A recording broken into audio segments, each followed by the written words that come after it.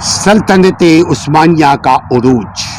سلطنت عثمانیہ جسے آج آٹومن امپائر کے نام پر ہم یاد کرتے ہیں، قدیم بازنطینی سلطنت کے تمام ایشیائی ممالک پر عثمانی قائم ہو گئے تھے، لہذا یورپ میں بھی قسطنطنیہ اور اس کے مضافات اس میں شامل ہونا باقی تھا۔ سلطنت عثمانیہ تیزی سے ترقی کے منازل طے کر رہے تھے۔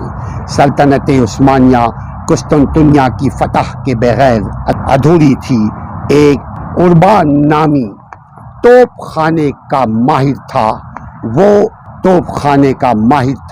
وہ اپنے ملک سے فرار ہو کر، اپنے ملک سے بھاگ کر سلطنت عثمانیہ، ریاست عثمانیہ کے علاقے میں آ کر پناہ حاصل کی۔ اس نے سلطان اول کو ایک بہترین مشورہ دیا اور اپنی سروسز پیش کیا۔ سلطان عثمانیہ کے علاقوں میں چلا آیا۔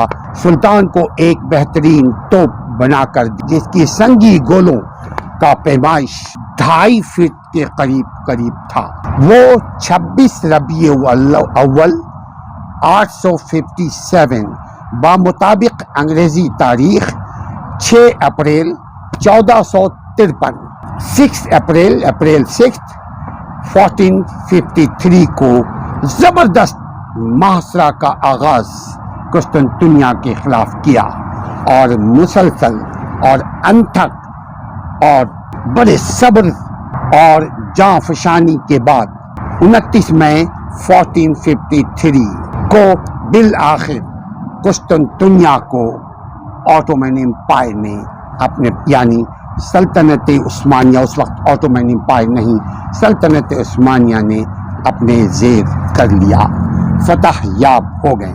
کب سے محاصرہ کیا؟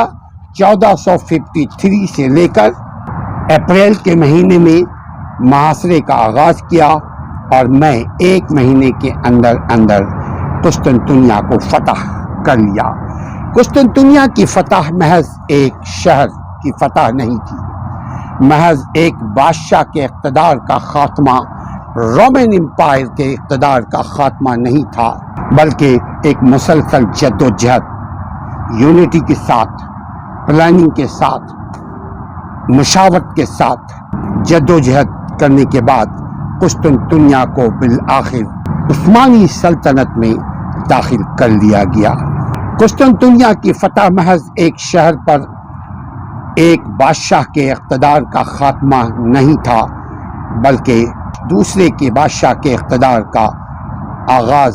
قسطنطنیہ کی فتح محض ایک شہر پر ایک بادشاہ کے اقتدار کا خاتمہ اور دوسرے کے بادشاہ کے اقتدار کا آغاز نہیں تھا۔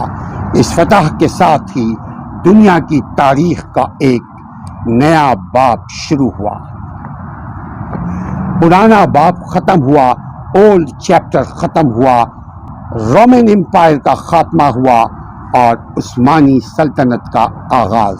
ایک طرف 27ویں قبل از مسیح، یاد رکھیے 27 بیفور کرسچن ایرا، یعنی 27ویں قبل مسیح میں قائم ہونے والی رومن امپائر 1480 عیسوی تک کسی نہ کسی شکل میں 1480 برس تک کسی نہ کسی شکل میں مختلف طریقے سے رومن امپائر قائم رہی اور آخر کار انجام کو پہنچی۔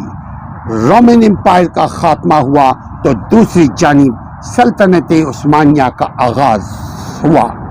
اس طرح عثمانی سلطنت نے اپنے نقطۂ عروج چھونا شروع کر دیے، اور سلطنت عثمانیہ اگلے 6 صدیوں تک قائم رہی۔ 4 صدیوں تک 3 بر اعظموں میں سلطنت عثمانیہ قائم رہی۔